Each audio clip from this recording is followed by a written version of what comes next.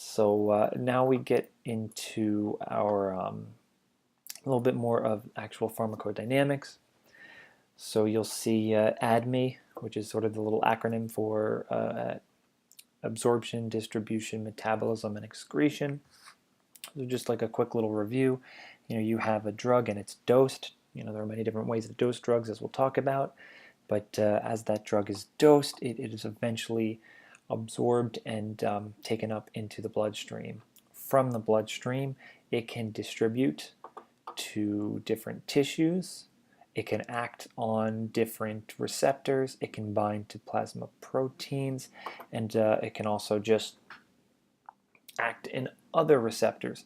So actually, one of the questions, just quickly, one of the questions that really was interesting, one of my brother had asked me when I was going to pharmacy school was, if you take Tylenol, and your knee hurts, how does the Tylenol know that your knee hurts? How does it act on your knee? Well, it doesn't know. It's acting everywhere, and it just so happens that, when you have this pain in your knee from bumping it, from whatever it is, the receptor that it's acting on to reduce the pain is, present in your knee, and it reduces that. We'll talk about that later in when we talk a little bit more about the prostaglandins, but it was just an interesting question from a non-medical person. How does the Tylenol know to go to your knee? It doesn't. It goes everywhere, and it just so happens that it helps your knee pain. Finally, after the drug distributes, it can, become metabolized in the bloodstream. It can travel to the liver and be transformed, and then finally, it can be excreted. So just some quick little tips. Administration, drugs are administered in many, many, many different forms. You have your oral form, which you just, you eat the pill and it eventually gets absorbed. You have your parenteral form, which is IV, intramuscular, or subcutaneous. I have that there in order of onset of action, because if you're giving it IV, you're straight into the bloodstream, whereas intramuscular is into the muscle. Now, the muscle, it's not as fast as your intravenous, but your muscle is highly vascularized, so it's a little bit slower, a little bit slower onset of action, but it still works pretty quickly. And last but not least is your subcutaneous. Now, the subcutaneous truly is a lot slower than the first two. You're injecting whatever your drug is into fat, and it's going to take a little bit while for that drug to be absorbed. You also have topical routes of administrations through creams, ointments, and patches. You could also argue that inhalation in some cases is a topical form of routes of administration. For example, when you take some inhalers, you're actually hoping that inhaler works in the localized area that you're inhaling it, which is sort of a topical in a way, because it's a local effect. You also have the very fashionable and very important rectal route of administration. You don't really think about it in the moment, but if you have a patient with uncontrollable vomiting, you giving a rectal anti-nausea medication is actually pretty useful.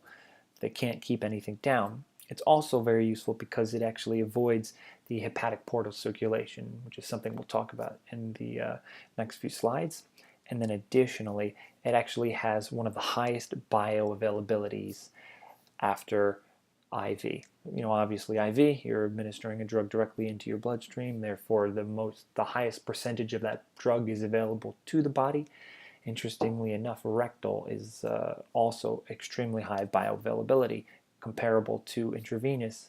We'll talk about why in the next few slides. Similar to rectal, sublingual is another rapid form of administering a medication, and it also avoids hepatic portal circulation. There were many more. We just gave you a few with a couple little high-yield pointers to help you out and for your information. So I talked about first-pass metabolism. So as you can see, the blood supply of your rectum it's a little funky. Now, as I'm sure you all remember from anatomy last year, you have the inferior and the middle rectal vein that supply the lower half of the rectum, and then the top half of the rectum is supplied, or I guess taking away blood in the superior rectal vein. Now, it's very important. The superior rectal vein is still a part of your hepatic portal system. So your hepatic portal system, that's the blood supply that's going straight to the portal vein back to the liver. All of the veins in your colon and your small intestine, your stomach, this is all sort of a culmination into that portal vein. So when food is absorbed, when things are absorbed in your stomach, in your intestines, and your large intestines, it's going into the portal system. The liver is a major metabolic organ in the body. It's responsible for metabolism of all of these different drugs. So because of that, a lot of drugs are actually metabolized upon oral absorption, and you have to give a higher dose to get over that. If you give a drug rectally or sublingually, I don't have the schematic here for the venous supply of the tongue, but you're actually able to have systemic absorption and avoid hepatic circulation. So it's one of these sort of little things that educators and not damn it.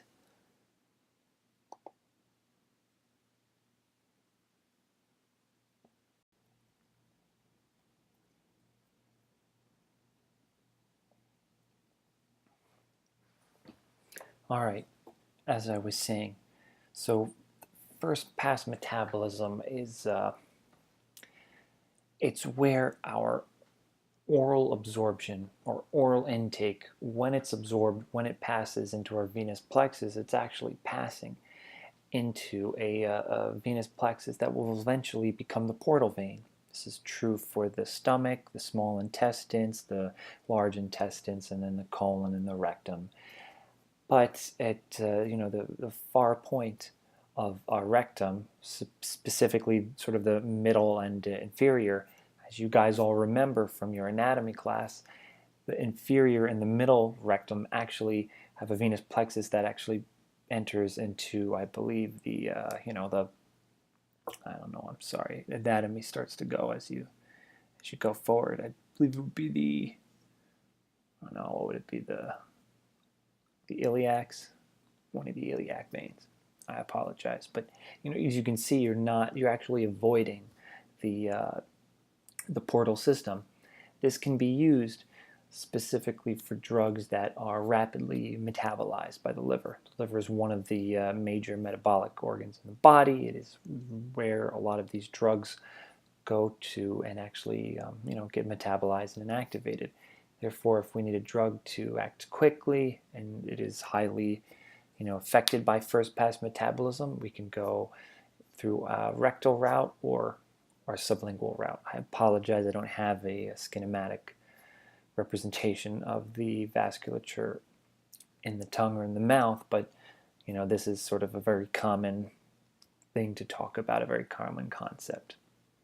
Additionally, some other absorption facts.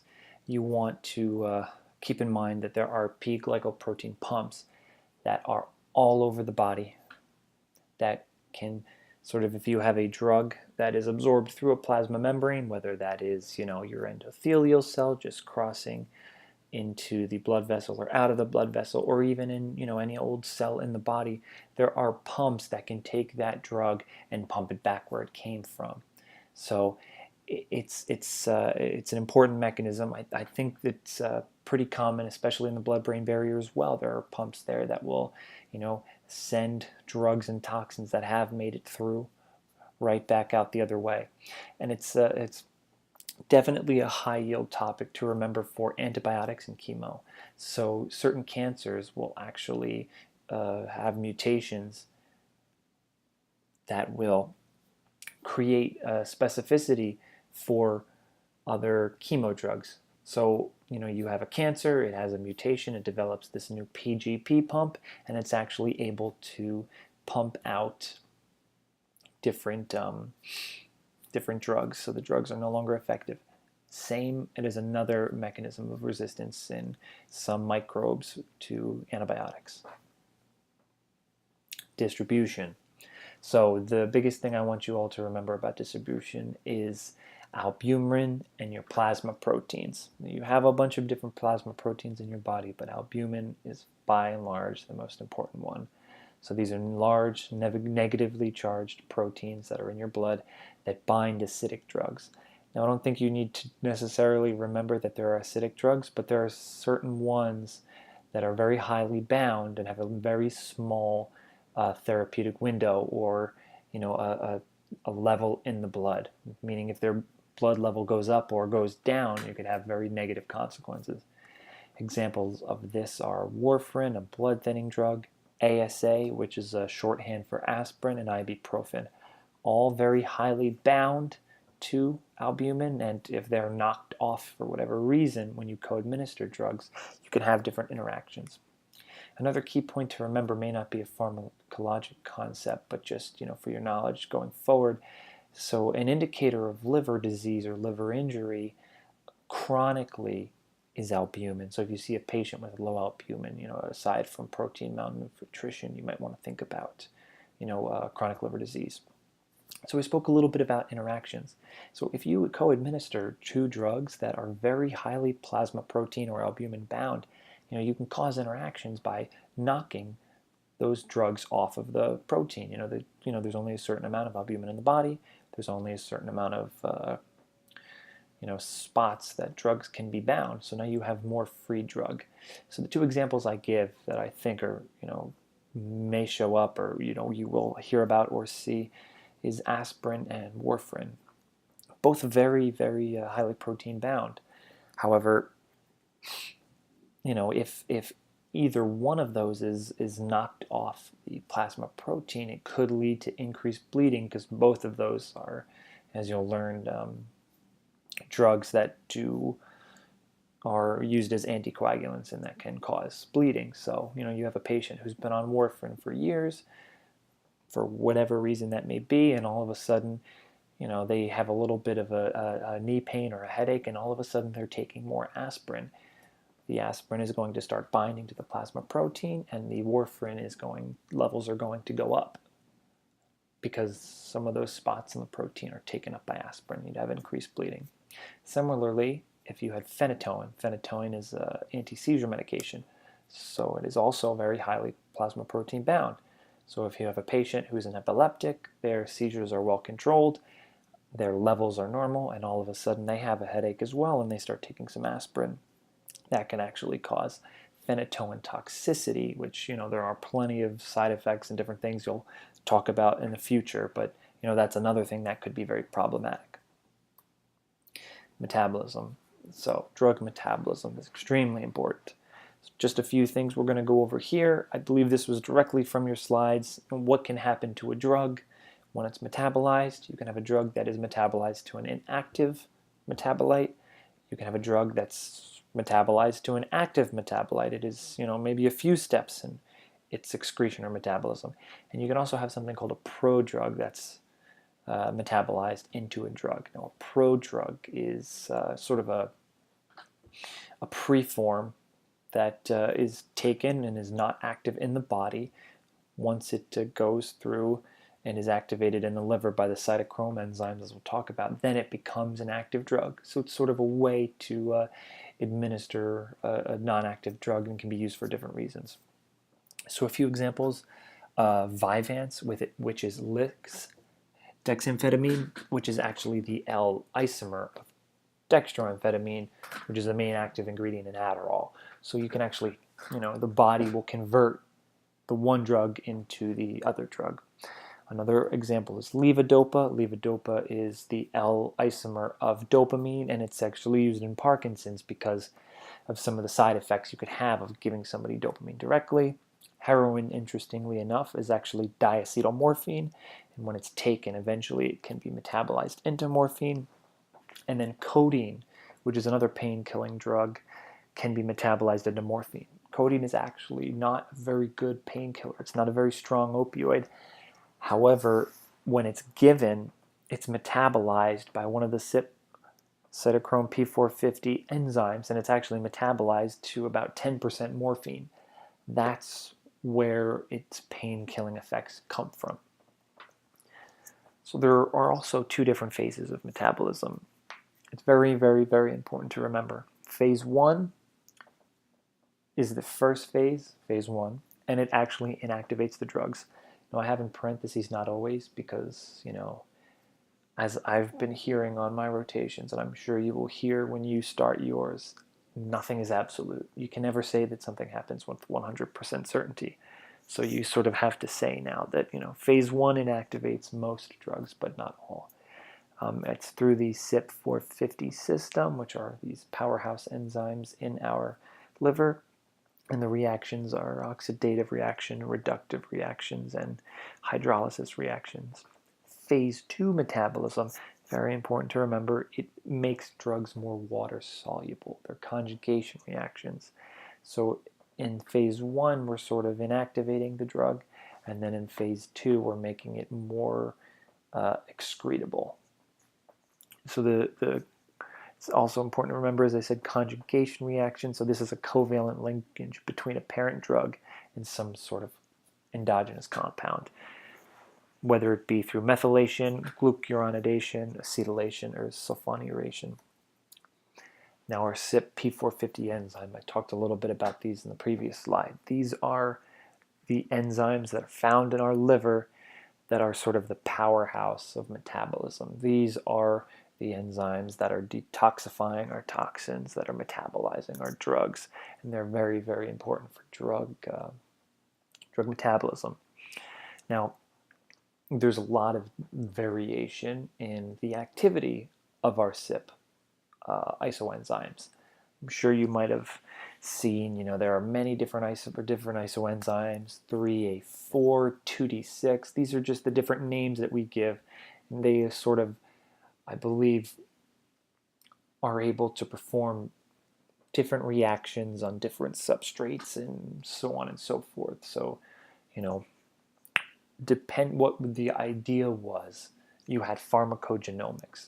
We were going to be able to take someone's DNA, figure out their cytochrome P450 isoenzyme profile, and then, personalize medicine. Because you could now figure out somebody would metabolize the drug a certain way, and they'd metabolize that drug a certain way, and you could really get all nitty-gritty with the drug therapy. Never panned out. It's not true. It doesn't work. There are a few exceptions, and when I say a few, there's maybe 2 or 3. But for the most part, the genetic variation, the pharmacogenetic variation didn't really pan out. There are racial variations. There are different races that do that are known to more commonly have more active or less active isoenzymes of the cytochromes. You are also able to inhibit and induce these cytochromes. This is probably the basis behind a lot of the drug interactions that'll plague you for the rest of your careers, and that pharmacists will call you about, and, did you know this was an inhibitor of this CYP450 and you're giving this drug, which is a substrate? So, we'll talk about that on the next slide, but that's sort of going to plague you for the rest of your career. And then finally, there are different things in your diet that can actually inhibit or induce enzymes. Specifically, I'm sure all of you have heard about, taking drugs with grapefruit, and why you can't do that. It's because you're inhibiting some CYP450 isoenzymes, and it's inhibiting the metabolism of drugs.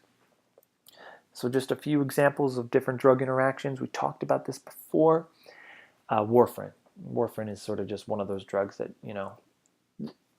in pharmacy school, they teach us that you need to sort of create this list of drugs where if you see this drug, you sort of need to just, your antenna needs to go up, because this one, it's involved with anything. It's got a lot of interactions. It's got a lot of side effects, and it can do some damage. Warfarin is one of those drugs. So whenever you hear it, you sort of need to have your antenna go up and make sure you cross your I's and dot your T's. There's a lot of drug interactions. So as we talked about before, if you knock it off a plasma protein, you're going to have a problem. Spinach. There's actually a big diet interaction with spinach, which we'll eventually get into. But just knowing, there's a diet component to warfarin. Finally, when we talked about the CYP450s, there's inhibiting the metabolism of the drug, which would increase bleeding because you wouldn't digest it, you wouldn't metabolize it. And then if you induce the metabolism, so you can actually increase the transcription of the CYP450s, causing more metabolism. And if it's warfarin, a drug that's used to thin the blood, you could actually reduce its effect and actually have some clotting. And, you could have the events that you're trying to prevent. Another common example is it's called ultra-rapid metabolizers, and this happens in some form of people who have this specific isoenzyme of the CYP2D6. So they have increased activity of the 2D6 isoenzyme of the cytochrome P450. A specific example is children and codeine. What they're going to say is you gave a child, for whatever reason, maybe they were having a cough, they were in pain, you gave them some codeine, and unfortunately the child went into respiratory distress and passed. So there's a subset of our population that is ultra-rapid metabolizers with this 2D6. Codeine is metabolized by 2D6 into morphine. So if you have an ultra-rapid metabolism of 2D6, you're going to have more morphine. Morphine, your pain medications, as you'll learn, pain medications cause respiratory depression. So now you have, caused your young child to go into respiratory depression because you didn't know they were 2D6 ultra-rapid metabolizers. The moral of the story is you should never give a child codeine because of this interaction. But this is another sort of common example that they love to talk about and test. So finally, the last thing I'm going to talk about with the cytochromes is, one of the things we set out to do with these review sessions is sort of start to give you some of the more step one based information. That's what we're doing with this slide. There are a couple of drug interactions that you just have to know through the CYP system. So there are some drugs that increase the metabolism of CYP, and there are some drugs that inhibit the metabolism of CYP. For right now, this isn't at the top of your list. You're busy, you got all this stuff going on, you got pathology, you got microbiology, you got immunology, yada, yada, yada. In the future, come back to this. We have a couple different ways of helping you remember some of the very common drugs that can induce the CYP system. And you will see some questions on this on your step one and going forward. So just examples of drugs that can induce the metabolism of your CYP system and ones that are inhibitors. As you go forward, we'll be talking about these ones specifically in the coming weeks when we learn about them and what they are and what they do. All right, finally we're going to talk about drug excretion. So just sort of laying some of the foundation work. Most drugs are excreted through the kidneys. Some drugs are excreted through our intestines, through our feces. Sort of more like pimp questions and little tips and tricks. Like some drugs can be excreted through our pulmonary system, so you can actually breathe them off. And then the examples that get a little bit more play are such as breast milk, tears, sweat, and saliva. There are, some drugs that can be excreted through those mechanisms. Some of those are very clinically relevant. It's extremely important to know, is a drug excreted through the breast milk? So you have a newborn child, and you have a new mother, and she's on a few drugs for X, Y, and Z conditions. Is this drug going to be transferred to the baby through the breast milk? And is this a drug that we don't want that to occur in? So it's something that can be very clinically important. Tears, sweat, and saliva tend to be more just scary for the patient, but not as clinically impactful. So for example, the big example that you'll hear, and you should remember because many board questions about this, many practice questions, is rifampin. Rifampin is one of our antimycobacterial drugs for tuberculosis. Rifampin will turn your saliva, sweat, and maybe not saliva, it'll turn your tears and sweat orange. So, you'll have a case where there's a woman or a man and they've been recently diagnosed with tuberculosis and they start treatment, and a few weeks later they come in and they're in this big up tizzy because their tears are orange and they're freaking out. That's the classic example. So, just remember, aside from the kidneys being the primary way drugs are excreted, there are a few other clinically relevant and sort of board test specific answers that you're going to have to think about. So there were quite a few slides on renal excretion. There was quite a bit of information. So I don't really want to go into too much of the detail because it is, I don't want to call it esoteric because I spent all that time. So Mina and I actually, we take a separate class on pharmacokinetics and pharmacodynamics. For me, that class lasted a year. There were, two different, there was pharmacokinetics 1 and 2. And so we spent an enormous amount of time on all of this stuff. And we're sort of, cramming it down into 2 weeks for you guys. So there's a lot of information specifically about renal excretion, but, the amount of information that's going to be on your test coming up and then the step exam, it's not so much so that we need to spend hours and hours and hours talking about this. So a few of the high points. The rate of elimination of a drug depends on the drug's filtration, its secretion, and its reabsorption. So as we know, we have lots of different substances that go through our glomerulus in the kidney that are filtered into the Bowman's capsule and into our, urate or our filtrate. So one of the major ways to determine if if a patient is going to be able to clear that drug is by looking at the glomerular filtration rate, and that can be estimated by our creatinine clearance. So there are other things that are going on. We determine creatinine clearance and GFR, and then there are different dosing mechanisms or dosing schedules dependent on that if the drug is renally dosed. It gets into a lot of detail, but just remember the drug is filtered, and we're going to use our GFR and creatinine clearance to determine how well our kidney is sort of working at that point in time. While that drug is moving on through the nephron unit, it can actually, not be filtrated, and it can move through the blood vessels, and it can actually be secreted into the nephron. It's very important because there are a few interactions that we actually make use of.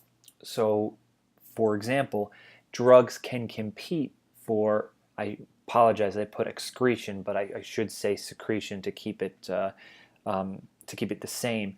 The drugs can compete for secretion into the nephron and into tubules. So the very good clinical example is penicillin and probenecid.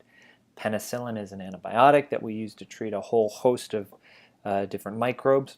Probenecid is it's a uricosuric agent. It's a little bit of a diuretic. It can cause you to pee.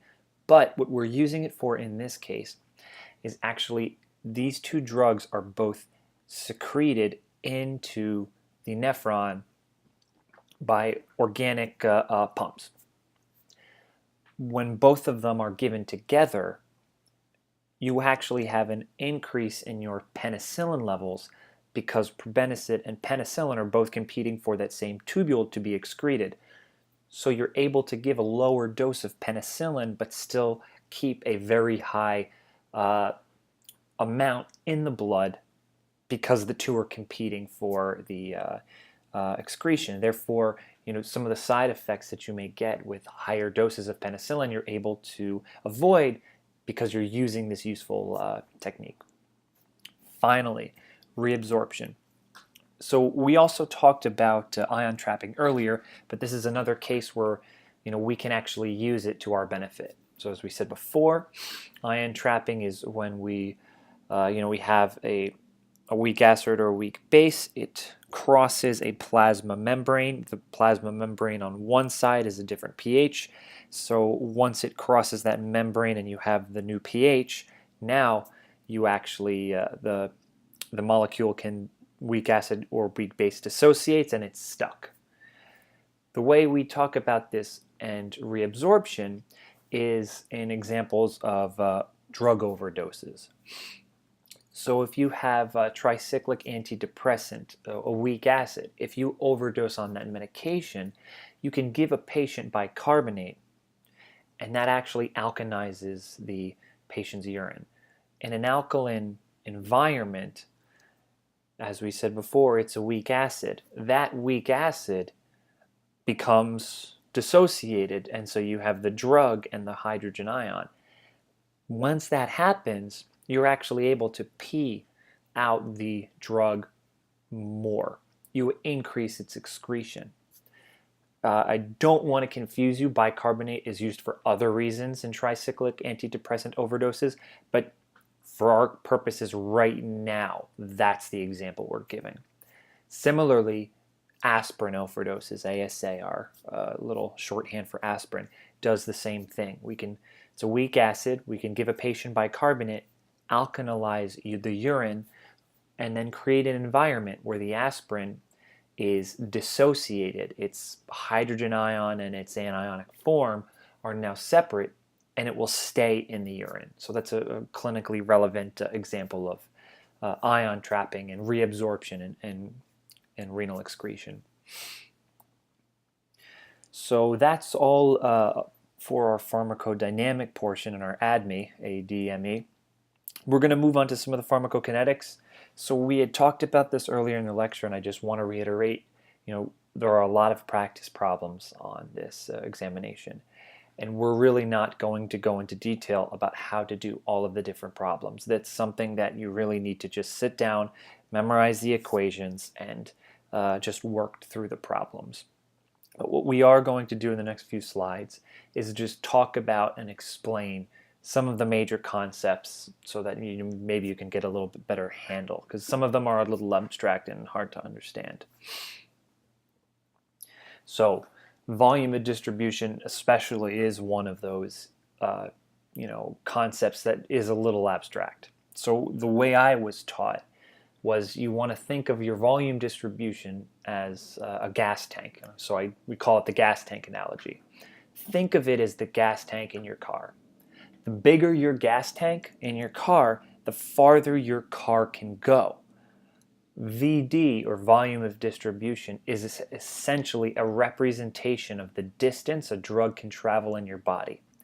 The bigger the volume of distribution, the farther the drug can go in your body. And what I mean by that is the farther away from your blood vessels. So, you have a big gas tank, you don't have to stop and fill up at every gas station you see. You can travel far. If you have a drug, your drug gets absorbed, and then it is now in your blood vessels. If you have a big gas tank, if you have a big VD, your drug can then go from your blood vessels and can go into your fat cells, and it can distribute to your bones and these other areas that are not very highly vascularized. So the example I give at the bottom, the VD of 500, the drug can go into your fat and maybe even into your skin. A VD of 1, which is very little, may actually only be able to stay inside of your blood vessels. So, to give a little bit more of an explanation, a low VD is going to stay in your intravascular compartment. These tend to be drugs that are very large. Charged molecules are very highly plasma protein bound, which makes sense. A drug that is large wouldn't really be able, or charged, wouldn't be able to cross the plasma membrane. A drug with a high VD is going to distribute to all of the tissues, including fat. These are smaller lipophilic molecules, again, which it makes sense when you look at some of these different things and characteristics. A very lipophilic drug is going to go everywhere in the body. And then, of course, the medium VD is going to sort of just, stay localized. It'll go to the surrounding suburbs of your city, but it's not gonna, not gonna go to the rural areas. Half-life, another very, very important concept to understand. Half-life is, the time that is required to reduce the amount of drug in your body by half. I have the equation in the upper right-hand corner. I'm going to get into it in a second, but this is for first-order elimination. This is, a little bit more math and understanding of logs and how a drug is being eliminated. Very important, helpful and tip and trick that can honestly answer a lot of questions without doing a lot of math is understanding that it takes 3 to 5 half-lives to reach steady state. And let me tell you, I remember talking to a couple friends last year and just explaining this concept to them. time after time with practice questions and shelf exams, and then eventually at this step, people would come up to me and say, you know, I remembered you told me 3 to 5 half-lives is when you reach steady state, and I was able to answer all these questions and I didn't have to do any math. So just, if you don't take anything away from this, just remember 3 to 5 half-lives, you reach steady state. And what I mean by that is, you know, after 3 to 5 half-lives, your drug has accumulated and distributed in your body to the point where you have a solid concentration that is going to be providing maximal effect. All right, as I was saying before, there are two different, well, there's actually 3 different types of elimination: zero order, first order, and second order elimination. But the ones that we're going to focus on and that tend to be focused on more often in pharmacology are zero and first. Now, zero order elimination is more of a novelty. It's very important to know that there are very few drugs that are eliminated using zero order kinetics. Those drugs are aspirin, phenytoin, and alcohol. And you know, this isn't something you'll deal with a lot, but you know, they are sort of board specific details that, you know, if you remember, you could actually get a few points on step 1 if it just so happens to appear. So, you know, looking at the graph, it's important to remember that for zero order elimination, that the rate of elimination is always constant regardless of your plasma concentration. So, you know, in this chart, if you were to just continuously add more and more and more drug, that drug would still be eliminated at, you know, I guess in this case we're saying 2 units per hour. So the half-life actually changes. The half-life gets smaller as you eliminate more drug, but you're always going to eliminate the same amount. And that's very, very important, because when you look at the first order elimination, which is what most drugs operate by, the rate of the elimination is actually directly proportional to concentration. So in this case, as you order, or as you give a person more and more drug, it is the half-life that stays constant, and it is the amount that's cleared that reduces over time. So in first order elimination, you know, it's always cut in half. So for example, you have 4 units per hour are lost, then 2 units per hour, then 1 unit, and then a half a unit. And it has a very, you know, the asymptotal curve. It is coming closer and closer to 0, but it, of course, never will come to 0%, or, you know, a 0 amount in the body. So it's very important to remember that the first order elimination follows that curve, and, you know, it's always half of the drug is taken away, whereas in zero order kinetics you have this constant amount that every half-life is being reduced, and what changes is the half-life. The half-life actually gets smaller to accommodate the reduction in or the elimination of the drug over time to be consistent. So we sort of have reached the end for the pharmacokinetics section. As I said before, we weren't really going to go into a lot of the equations. It's something that you are going to have to just work through on your own time. You know, these are some of the forms of equations that are found in your step 1 text. We sort of like to use them just because, you know, the more times you see that, that's sort of what you're going to be, you know, trying to memorize and learn for the second half of the year as step 1 approaches. And so, you know, I want to sort of familiarize yourself with their way of, you know, demonstrating and representing things. You know, if you have your own equation for memorizing a loading dose and maintenance dose, you know, by all means use that. But we're just providing some of the information, some of the equations that you should know for the exam. Again, do the problems. I mean, we're trying to be helpful with this specific PowerPoint, but you need to do the problems and work through them as best you can.